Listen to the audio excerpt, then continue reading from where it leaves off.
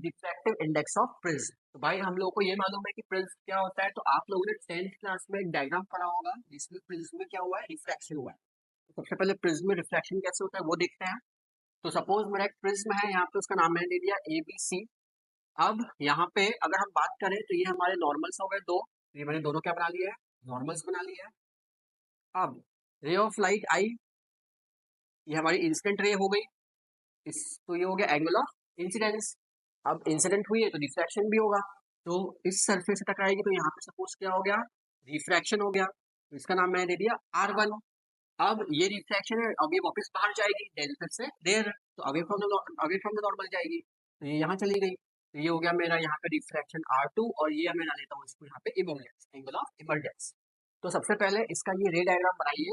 तो सबसे पहले हम लोग की रे ऑफ लाइट इंसिडेंट हुई, एंगल ऑफ इंसिडेंस बना, उससे एंगल ऑफ रिफ्लेक्शन R1 बना। This is my angle, normal के साथ में जो एंगल बन रहा है, दिस इज R2।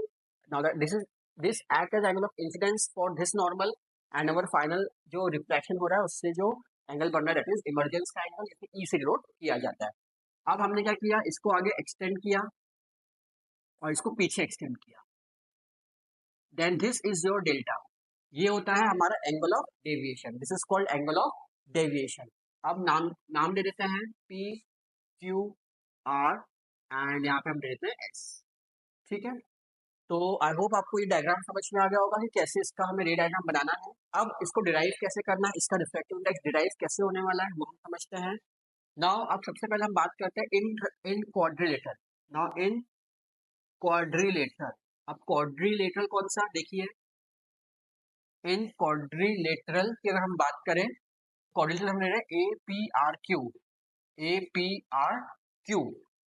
अब APRQ क्वाड्रिलेटरल अगर हमने लिया तो अपोजिट एंगल का जो सम होता है वो कितना होता है, 180 डिग्री होता है। That means angle A plus angle R is equals to 180 degree.